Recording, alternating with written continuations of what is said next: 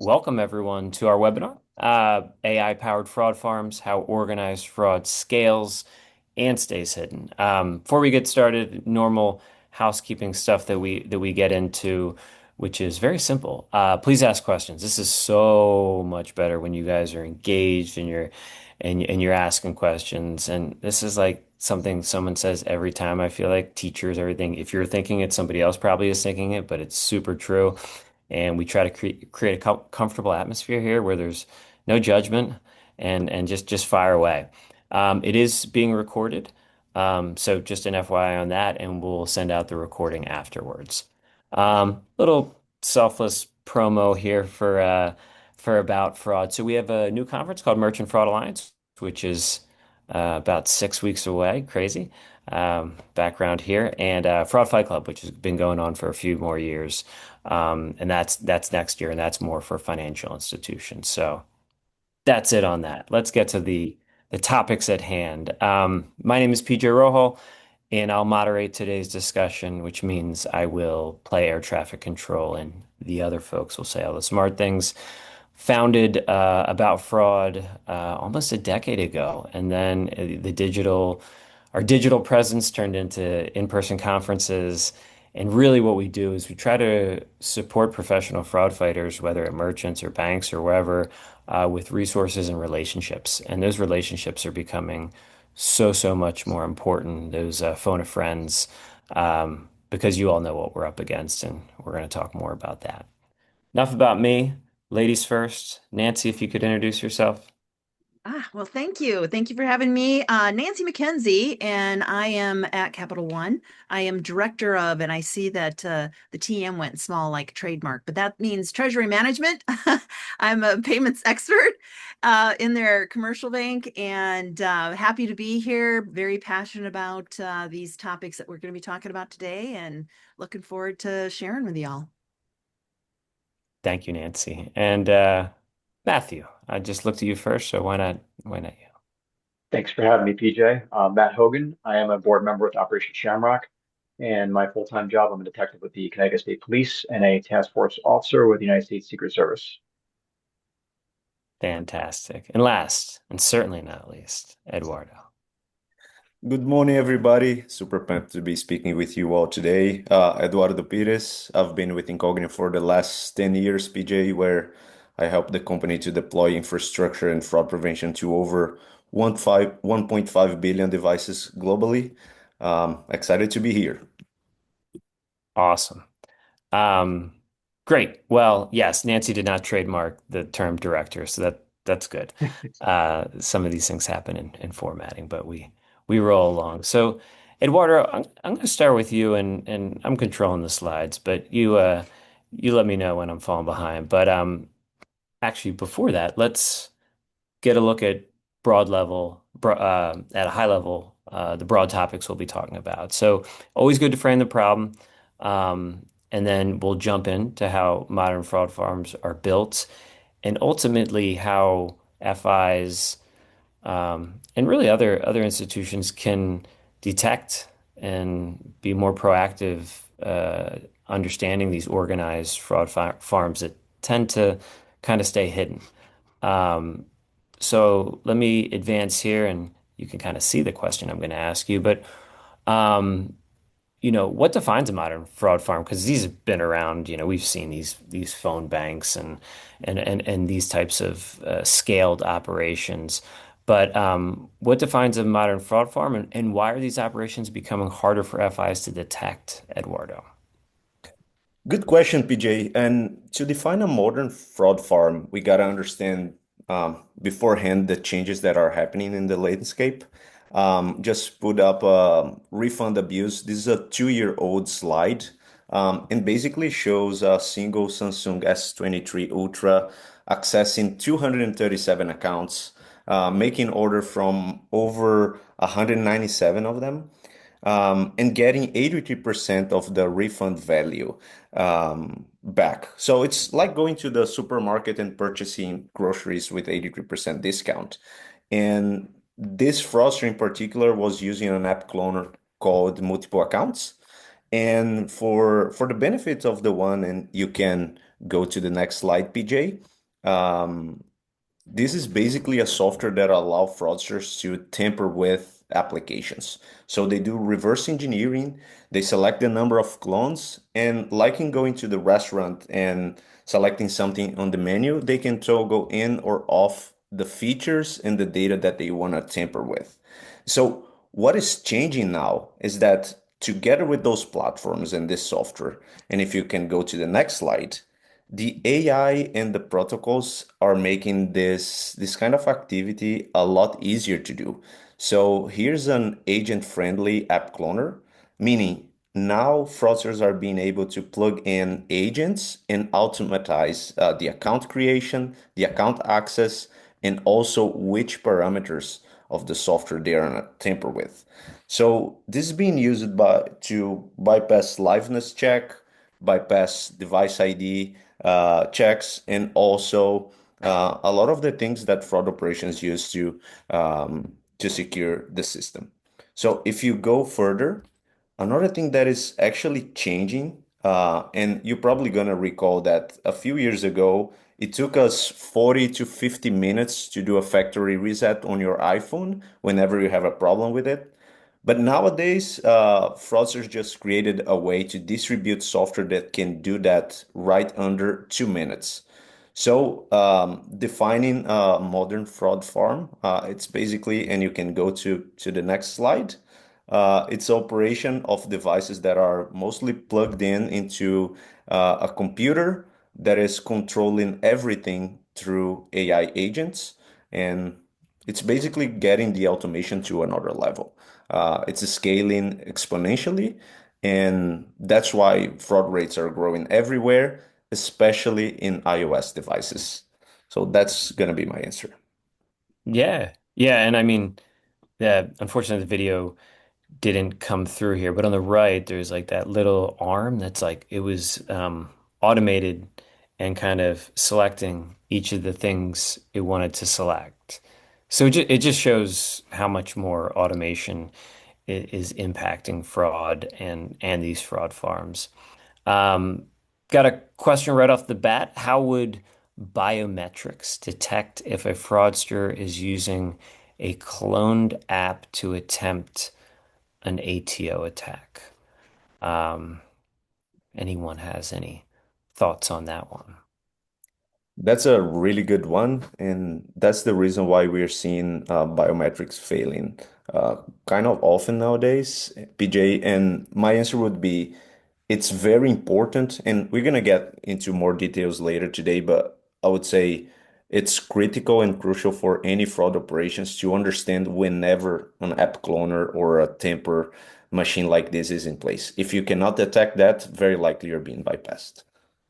Hmm, very interesting. So, um, let's jump to Matthew. Thank you so much for joining us. I already saw some love for Operation Shamrock thrown out there. I mean, what you and Aaron and I'm sure others do is so commendable. So I want to start with that. But you're also a perfect person to say, okay, these operations are difficult to detect, but like let's go back a step and think about how were they actually built. So can you take us inside of one of these operations, who or kind of what is doing the work and how it's getting built up? Yeah, so it's actually interesting that you phrased this question because Erin just got back from Thailand just a few days ago. So I would say a couple months back, what we were seeing was the larger scam farms like KK Park that she was talking about for a couple of years now, right? And that raised the big hot topic was KK Park. And those were basically like high level structured businesses, right? You had a hierarchy, you had people, levels of money launderers, you had levels that were doing iOS development, you had people who did web development, domains. So that was the structure. But what she's explaining now is that they recognize that the big KK parks out there are bringing a lot of heat, right? So they want to kind of disperse that heat now. And what they're doing is now they're developing these, she calls them like almost like malls. Like I know people don't probably even have those anymore, right? But we like a mall. And in the mall, you have different stores. So you'll have Foot Locker, you'll have Best Buy, Sears. Each one of those stores is operated by its own syndicate.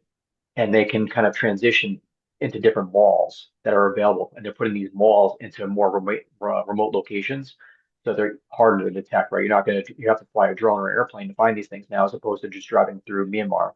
So that's how they're developing them. And then when you look at the scope of what they are, it's still the exact same thing, right? You still have human trafficking victims that are part of the process, whether they're there to create the applications or domains or to operate the laundering, movement of the funds on the blockchain. But beyond that, they're able to even outsource this now because of AI, like we're talking about. So they may not even need to be in a scam compound anymore. They could be in North Africa. So that's really what's changed a lot is they are able to shift these models way more internationally as opposed to just being stuck in like one location now. Yeah. Yeah, and speaking of location, Eric Gilbert had a good timely question. Are device farms more prevalent in certain countries, UK versus US? And I know a lot is talked about Southeast Asia, of course, but just your thoughts on that. Yeah, I mean, we talked about it yesterday, right? So if you kind of scroll back a couple months, just in New Jersey, over across the bridge from New York City, you go across the George Washington. Secret Service did a takedown at an apartment complex, and they had a device farm in an apartment in New Jersey with hundreds of devices and a bunch of Chinese nationals.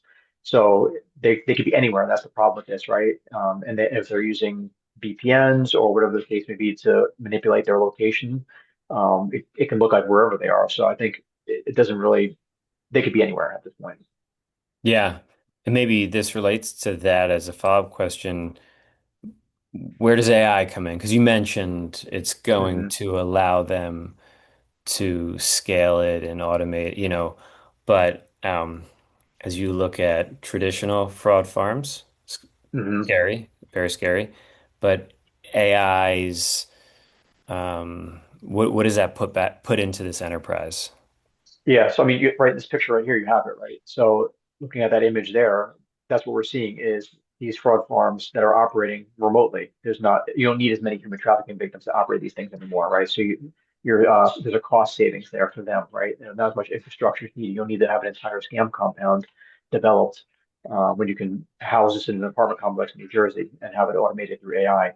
So I think that's a big part of this. And then you're looking at like Telegram bots that are moving money on the blockchain for you or monitoring wallet activity. There's a lot of things that can happen now automation wise for just movement of money, right, on the blockchain with AI technology. So I think that's what we're really seeing now is the transition of like, and you can kind of figure it out when it will probably get to that, but like when you're looking at address activity and how the money's moving, you can almost kind of tell it's AI automation. But regardless of what it is, it's moving quicker and faster. So. Yeah, yeah.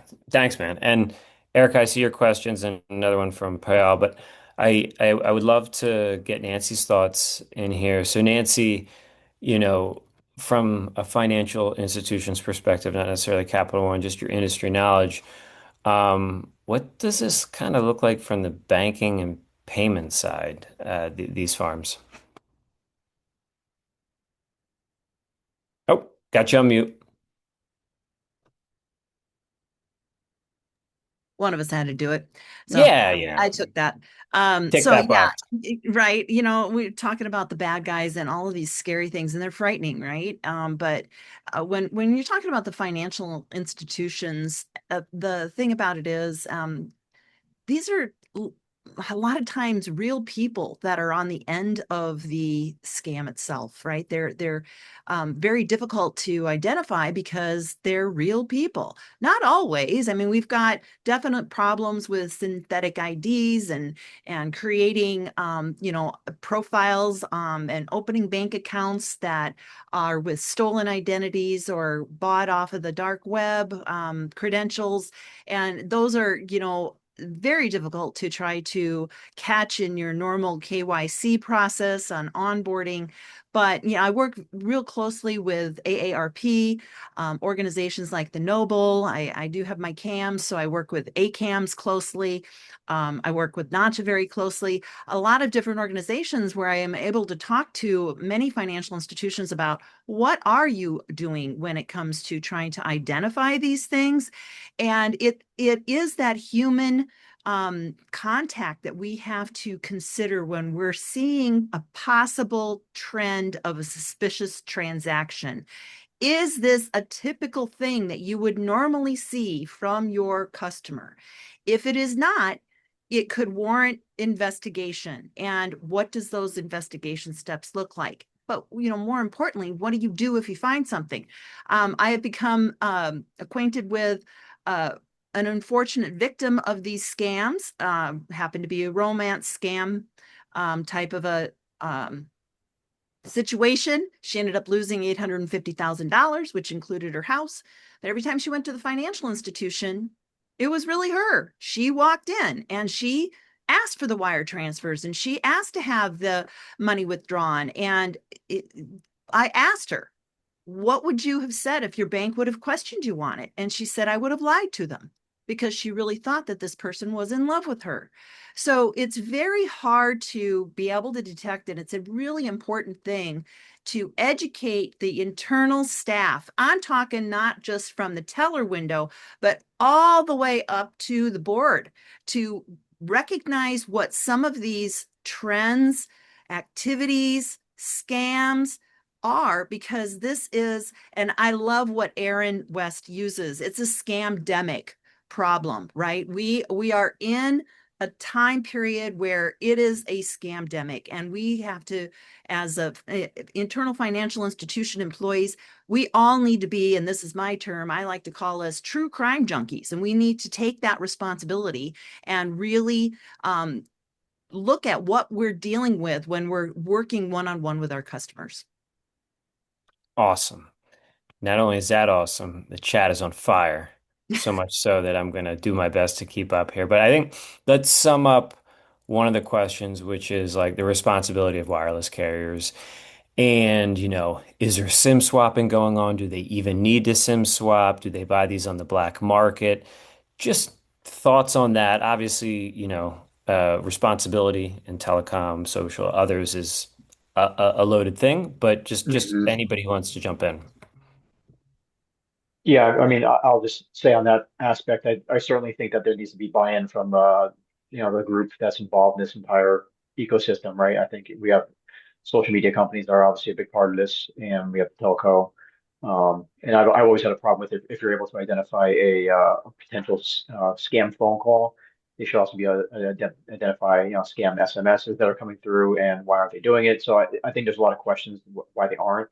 In my mind, I think Aaron's mind always goes to profit, right? That's what they really weigh things because we've seen that with Meta. Meta, it came across with that exact example. 10% of their income was based off of known fraud. So when you have that kind of um, internal thoughts for your own customers, that's I think what kind of is the problem, right? So certainly, I think that's what our goal I think here really is. That the louder we can be about that kind of thing, that's how change is made, and that's what Operation Shamrock really tries to do is be loud about these things. So that's I mean that's our perspective at least. Great. And yeah, I'm wondering, does the fraud have like SIM swapping? Is that something necessary? Like, because there's some things that telecom and other folks will have trouble with, just like we will, because they're attacks. Or is this is this easier to solve than, not that SIM swap can't be solved, but are there yeah, are there avenues where they can, they're going up against really tough stuff like SIM swap fraud, or is it more just, hey, they just need to take more accountability, responsibility, et cetera? I would say, PJ, not always SIM swap is going to be the case. What we're going to see nowadays with deepfakes, social engineering is increasing, right? So you don't need to take over the SIM in order to get an OTP. So if you, like, for example, just because we have Nancy in the call today, let me say a fraudster can impersonate Capital One, for example, reach out to their customers. And then even without access to the SIM and to the phone, they can convince a legitimate user to share an OTP and take over the account. So not always is going to be the case. And especially if we consider the onboarding scenario, it's pretty easy nowadays to buy a phone number from any nationality and just onboard a new account to receive the money that the fraudsters are gaining from scans. Yeah. Thank you, Eduardo. And from Guthrie, like for these device firms, have y'all had any luck with detecting them via device fingerprinting? It seems like the use touch patterns on them would be extremely uniform. Yeah, we can take that one in the next phase, PJ. In the next phase, yeah, Next. okay, yeah, totally good with that. I think we already referenced the biometrics piece from, and I appreciate Alex you jumping in on a response helps here. Okay, this is one that somebody else plus one. How effective are IDV biometrics against AI-powered fraud farms during login or re-authentication, even with liveliness, deepfake detection, and injection attack uh, detection? Can sophisticated fraudsters still bypass these controls with real-time deepfakes or synthetic video? And if we're getting to some of this too, let me know. Yeah, I can take this one. I would say IDV from a regulatory perspective is gonna still be important. You still have to collect documents, selfies, liveness controls, and etc. But from a fraud prevention perspective, I don't see this as a game changer anymore. Like we are seeing increasingly sophisticated document creation by AI and the new image models, and also one thing that actually the app cloner allow fraudster to do is inject image pretending to be capturing the image in real time. So from a regulatory perspective, it's still going to be there, but I don't see this as a fraud prevention change anymore. Yeah. All right, we're gonna keep rolling here. What I also, like I said, I love Alex jumping in. You guys going back and forth, have chats, help each other out. There's lots of super smart people that know, how to provide some perspective. So keep that going in the chat. That's amazing. So back to you, Eduardo. What evidence of fraud farms exists at the device and location level from the beginning? Cool. If you go to the next slide, PJ, I would like to remember that Incognia right now is deployed in 1.5 billion devices across the globe, right? So we're talking about banks, food delivery companies, ride-sharing platforms, and etc. So we are on a weekly and daily basis receiving fraud feedback from our customers, and then some of those feedbacks allow us to see situations like this. So we deployed a technology that is an apartment level location precision that was awarded by Microsoft a few years back. And if you go to the next slide, you're gonna see a single apartment, and I mean an apartment one behind. Yeah. There we A go. single apartment with over 200 devices. And those 200 devices were operating a meal account activity of over 4,500 accounts. Wow. So this is an evidence and that this is a real world example that they do exist. And that's where the money is actually going. Going back to the SIM swap thing, each of those mule accounts has a different identity, a different selfie, a different liveness, and they're just being operated, as Matthew said. That's an example that could be in New York City, for example. In this case, I think it was Southeast Asia. If you go to the next slide, and I know that we got a device fingerprinting here. If we go to places where the population density is super high, like Hong Kong, for example, which can be even higher than New York City, how can you distinguish a fraudster from um, a regular user in a situation like this, right? You have to be very precise in identifying the fraud scam. If you go to the next slide, we got one apartment in Hong Kong that we decided that it was a high density device reset area. And by device reset, if you're able to factory reset a phone or use an app cloner or an emulator, changing a device fingerprint is pretty easy because you're just cleaning the entire device to the factory settings. So the next slide, PJ, and here's one thing that is important about very precise location, and of course, being able to detect whenever a VPN is being used or a GPS spoofing app, is that you can see locations and devices like this one. A single apartment had uh, 964 iPhone 8s, and they had no intersection over time. So imagine one iPhone 8, and then this iPhone 8 from this apartment creates one account. Few minutes later, another iPhone 8, another account. Few minutes later, another iPhone 8, another account. By being precise at the location level, we are being able to identify factory resets at scale. And so if you go that, let me show the what happened to this food delivery company. You can go to the next one. Those 964 different iPhones were able to create 964 accounts. Same apartment, no intersection in time. And as a result of that, you can go to the next slide. This company alone suffered from this apartment almost $10,000 in losses related to promotions.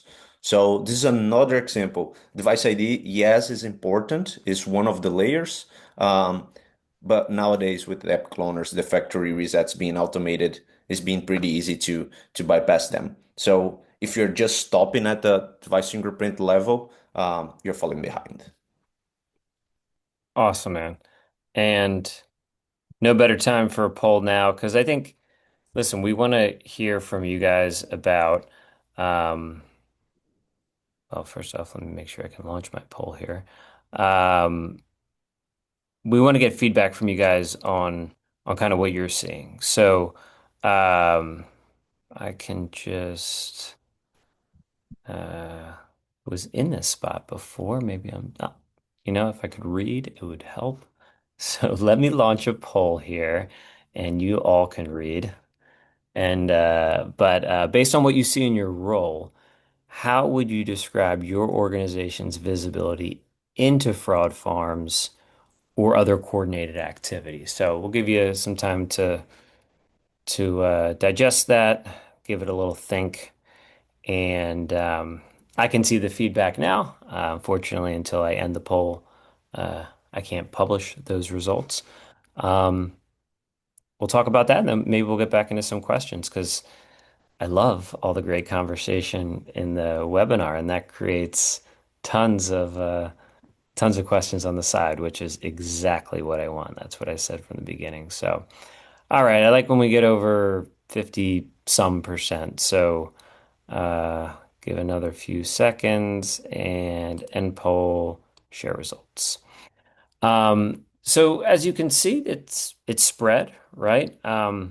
With the majority, and I don't have enough visibility to say. So I think that speaks probably volumes into the progress we can make in this, whether it's just, attending webinars like this, getting an understanding, learning some of the processes and tactics and technology that can help. But curious, the panel, any responses or things that jump out to you? Yeah, see, I see the warning signs, but struggle to connect them. I hear that a lot because once you do see something that might look suspicious, isn't normal, what do you do? Where do you go with it? And, we've got some new NACHA fraud monitoring rules that are in place that require you to have some documented practices and procedures of what you do. But I think that that's where they fall short is where do they go once they find something? Building the network of people is really, really important because once you have the technology, and you're able to identify things. And, we were talking about AI, the use of AI to help you to look at a particular situation and determine, yeah, this is something I need to look at. What is that network you've built? Network as in, hey, you know what? There's a little thing called the USA Patriot Act that has a section in it, 314B, that allows you to share information with other financial institutions if you are experiencing the same type of suspicious activity that you're seeing. Connect those networks together, connect law enforcement, get together with your local law enforcement and have some conversation with them. Me and Matt were talking earlier. He's in the investigation fields too. There are criminal investigators out there that are dying to have you reach out to them because it's going to make their jobs easier too. Build that network, and the industry engagement is so very important. So I think when you're seeing the warning signs, but you struggle to connect them, you really need to be looking at what it is that you should be doing to build your network.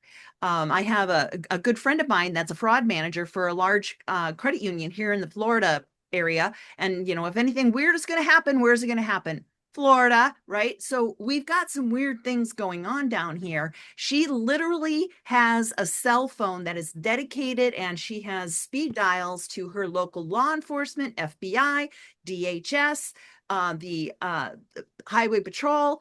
She has her network, and she has actually brought down some big bad guys in doing these types of things. So that's my comment on that.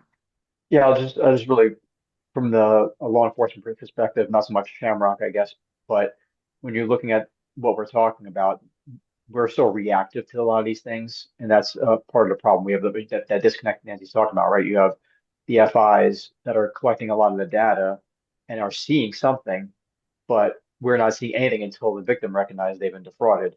So there's a huge gap in time, there's a huge gap in resources, and I think that law enforcement is not doing a good enough job of developing our own internal reporting mechanisms to track this, right? So a big gripe I have with some agencies out there is that we need to have a centralized reporting system specifically for just white collar crime across the board, right? Because everything you can't really pigeonhole it to digital assets or anything like that because everything's digital assets at this point, right? With PayPal and Cash App, all those things. So we need to have a location where this data is coming in because IC3 just isn't qualified for this, right? It's not there. So there has to be a way for law enforcement to also be obtaining the what we're looking at. Because I can tell you from firsthand experience with exchange records, when I get the exchange records back from a recipient of defrauded assets, whether it's X, Y, and Z exchange overseas, they have multiple devices attached to the account over time, right? Different device IDs, different devices, different types of devices, Apple, Google. So there's just not enough communication happening with all that. I have a lot of that information. I would love to give it to someone to use it, right? So I think that really needs to happen too. Yeah. Thank you, Matt and Nancy, for your thoughts on that. So, the like I said, poll's blowing up. Alex is, I mean, you should have my job and just answer all these things. So, but let's talk of it's really helpful, seriously. Lori had, I thought, a really interesting question. Has anyone heard of people experiencing AI psychosis, being more vulnerable to scams, such as scammers blackmailing them with their own chat history or finding them on Reddit, realizing an AI platform has convinced them to make a big investment and then pretending to be I guess, the investment firm. So, I don't know if you guys have heard of this or even if the term AI psychosis, but yeah. Um, And Martina Dove's in the chats here too. She might have a better take on psychosis type of things, but I can tell you that victims generally are feeling something along those lines. yeah, yeah. And Martina Dove, I guess our resident psychologist in this, or person who studied psychology and understands more of the brain part of this, which is such a huge part of it outside of, all the things that we traditionally look at in the data and the patterns and everything. So let's roll forward a little bit more. We can always come back to some of these questions. Getting back to you, Eduardo. Curious, sorry, let me get here. So we're getting more into how to connect the signals and disrupt the fraud farms. Honestly, like what to do about it, basically. So how can FIs uncover a fraud farm when kind of the accounts look normal on its own? Well, PJ, that's a multi-million dollar question, right? And I wish there was a silver bullet to solve it all. But if you think from a fraudster perspective, what those tools are doing and the AI is doing is they're just keeping the fraud costs to go cheaper. right? So we have to fight back by increasing the defenses and also make it more expensive from the fraudster perspective. So in fraud, we always take a layered approach. And if you go to the next slide, I just put together a a diagram of how we see fraud migrating over time. So the first thing is device IDs are important, yes, but they have to stick across different installations. So we usually see organizations stuck in this first phase with a weak device ID where fraudsters are just uninstalling the app, installing it again, and go to commit the next fraud. But then at some point, the fraud operation implements a strong device ID. You're just making the cost of fraud go high. On the other side, after that, what they're going to do, they're going to start exploiting those tools using app cloners and emulators to bypass the device IDs because that's how they're doing. And so the second thing you got to do is implement something that is being able to detect the latest tools used by fraudsters. And I'm talking about emulators that allow fraudsters to run applications remotely. I'm also talking about detecting whenever an app cloner is in place, because that's the tool that is going to bypass the device ID, the IDV, the liveness check. And last but not least, when it's not working to uninstall the app and install again, when it's not working for a fraudster to use an app cloner or an emulator, what they're gonna do, they're gonna bring other devices to the table, right? So if it's not working from this iPhone, I might bring an iPad to start from this other device or potentially start factory reset with one of the machines that I showed a few slides back. So at this point, it's super important you have a precise location software. I mean, go to the apartment level because if we detect a fraudulent activity coming from this device, we might be able to connect this iPad just because we have the precision to say that they are linked from the same location. So there's no silver bullet, but a layered approach where um, you increase the cost of fraud and make their life harder, they might migrate to another institutions.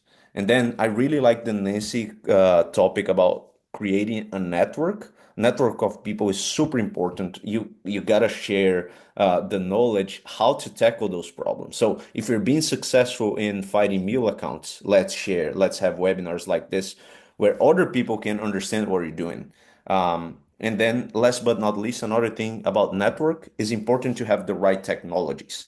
So how can we create links between financial institutions? Because if we think about, for example, Capital One detecting that specific SSN is fraudulent, it's kind of easy to commit fraud using other SSNs that they just leaked on the web, right?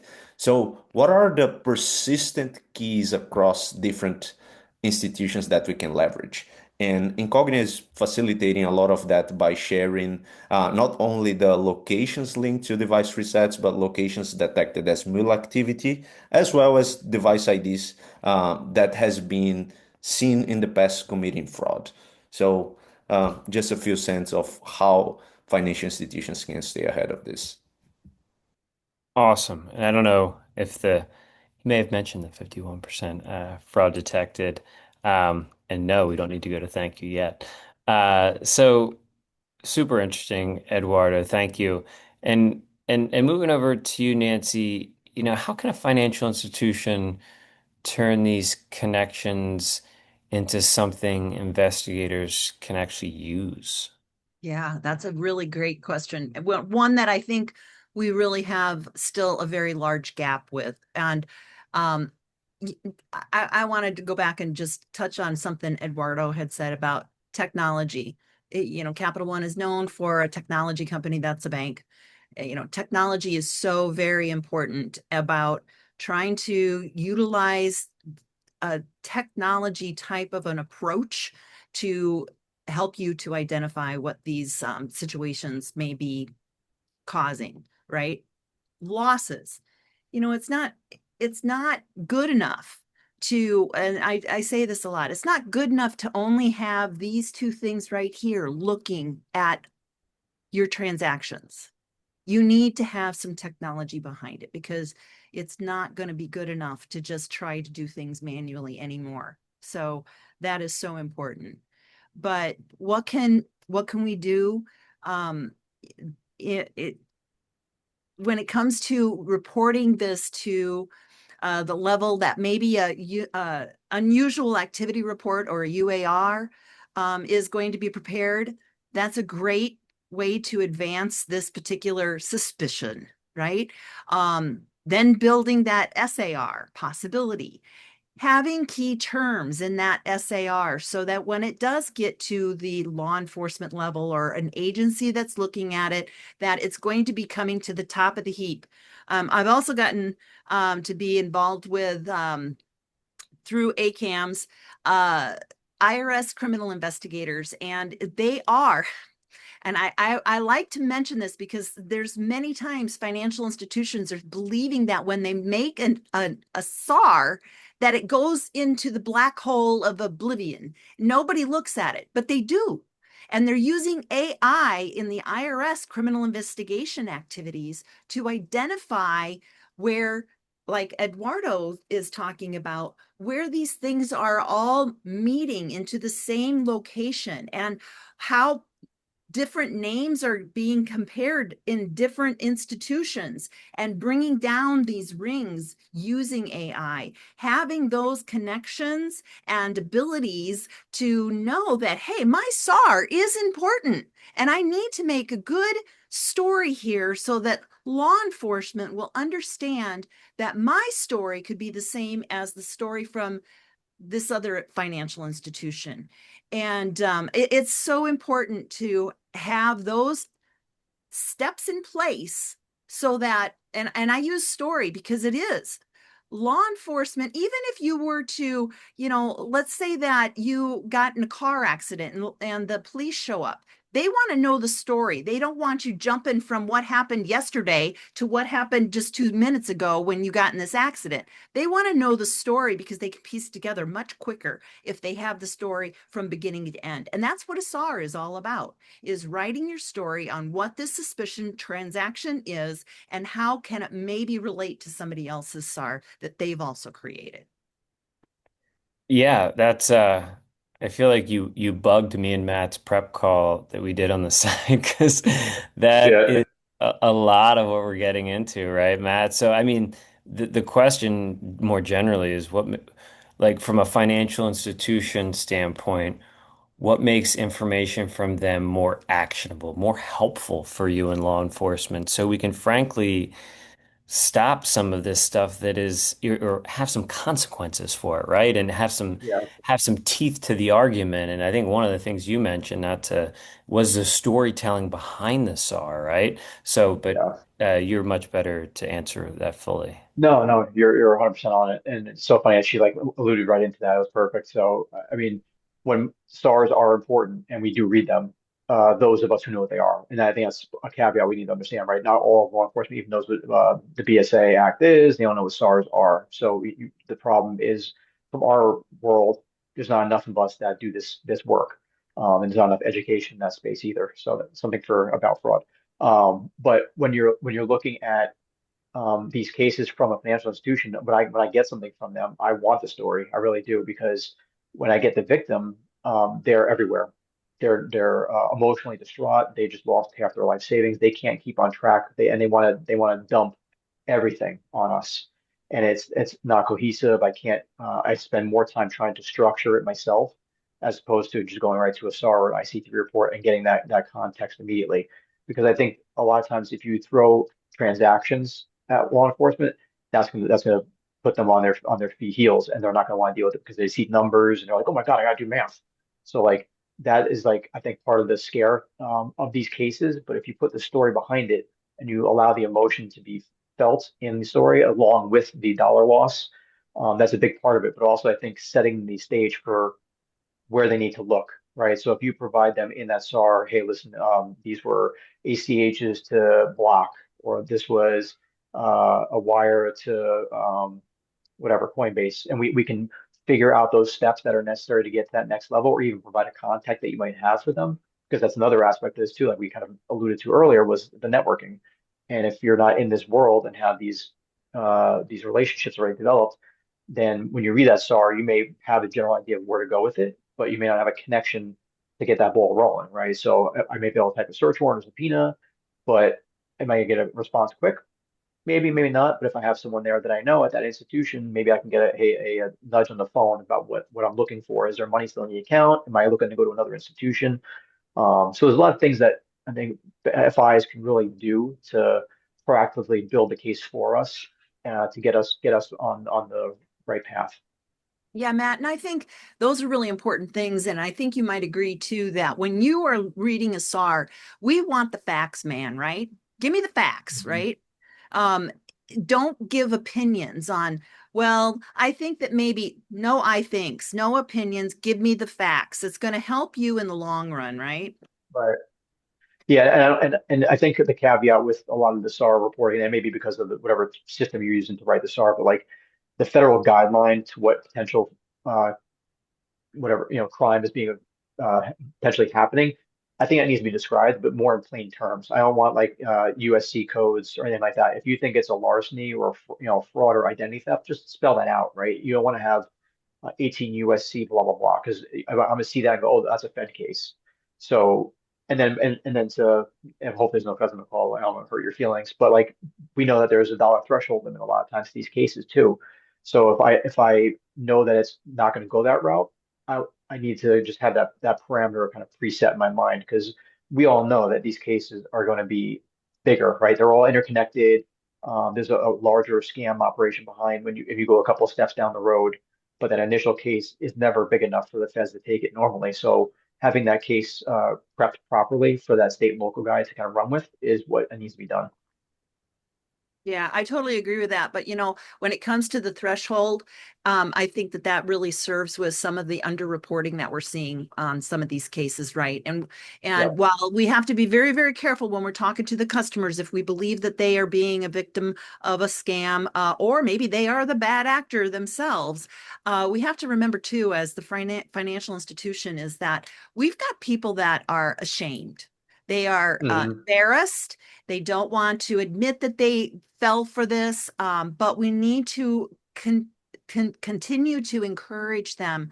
Report this. Matt, you Yeah. said earlier, IC3.gov is not going to be the end all for reporting Mhm. these things, right?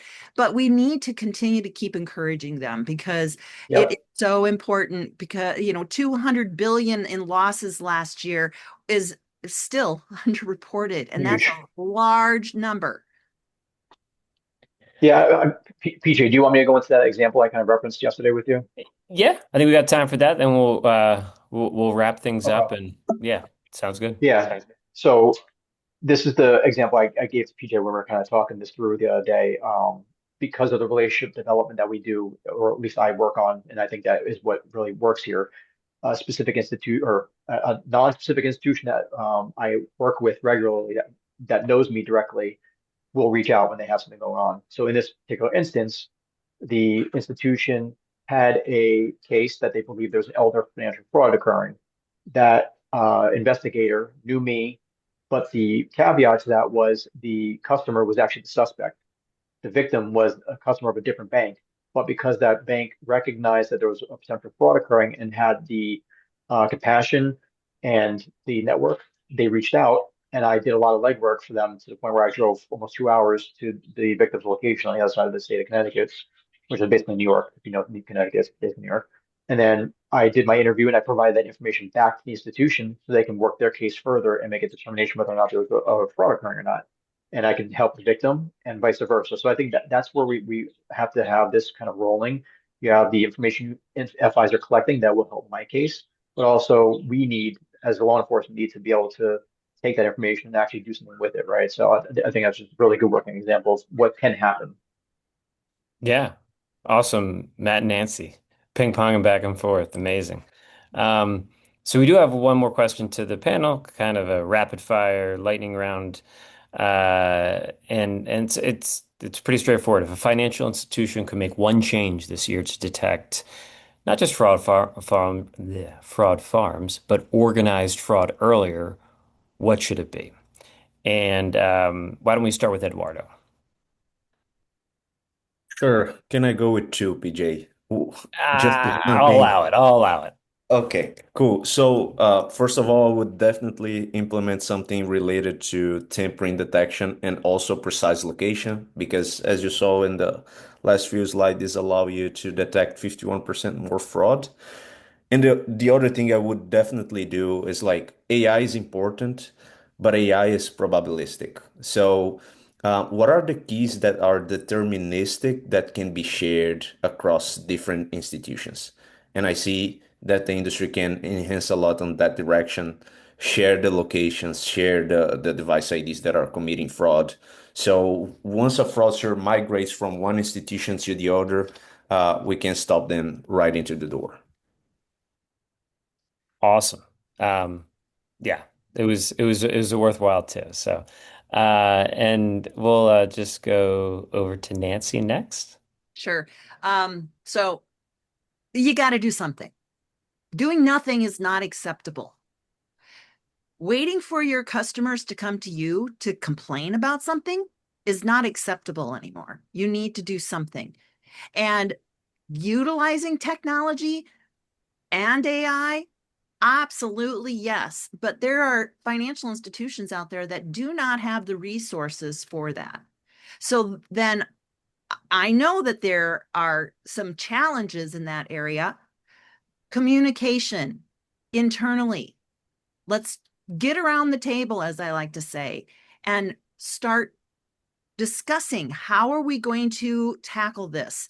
Is this going to need for us to maybe join a consortium, or maybe we go and if we're a credit union, go to our corporate credit union and see what they have that is going to be able to help us so that we can do a better job in detecting and investigating and trying to bring some of these people down, because some of these bad actors are taking advantage of the smaller institutions because they think and they know that they don't have those resources. So my biggest advice that we need to do today is do something, because doing nothing is not going to do anything. Love it. Love it. And last but not least, Matt. Man, I hate to even use the catchphrase public-private partnerships, right? It's just so obnoxious even hearing these days. But I mean, honestly, we just need to relieve these bottlenecks that we have, right? Like I was talking earlier, we are so reactive to these cases. We need to figure out a way to get rid of that bottleneck, and technology certainly is a way to do that. I think 314B certainly could be enhanced. IC3 100% could be enhanced, but I think if FIs prepping those cases for law enforcement to anticipate the request coming and have a package set to ready to rock and roll for us, I think is a right step. But certainly finding a quicker way to report these proactively would be a big step in the right direction. Excellent. So we got 5 minutes. We have a chat that might break soon. There's so much activity on it. But let me close with that. Like, I love it so much. Like, I do a lot of webinars, and I'm being honest when I say this is one of, if not the most active webinars, from the chat to the conversation to just the engagement. And I can ask people to do it and we can have good topics and good speakers, but it's on you guys to do it. So thank you so much. And you're just having your side conversations, you're connecting on LinkedIn. That's what this is about. Matt, Nancy, Eduardo have amazing things to say, and I hope you guys learned a lot from them today. But you can learn a ton from each other too. So I'm blown away by that. Names that jumped out to me as we were going through, and I'm thanking everybody. But Scott, Alex, Diara, hope I'm pronouncing that right. Guthrie, Erica, Eric, Jennifer, Lori, Martina, and there's more, but I feel like I had to like give some specific shout outs. Um, and yeah, let's see if you guys can get to your meetings on time. And last but not least, thanks to the panelists, guys. You brought a lot of amazing insights. You sparked some of these conversations. And I know a lot of you guys are meeting and sharing LinkedIn's in the chat, but I'll speak for the panelists because I've seen them on LinkedIn, that they're more than happy to engage with you as well. And with that said, until our next one, keep fighting. And this was awesome. Thank you so much. Thank you, everybody. Pleasure to be Yes. here. Yep. Bye, everyone. Take care.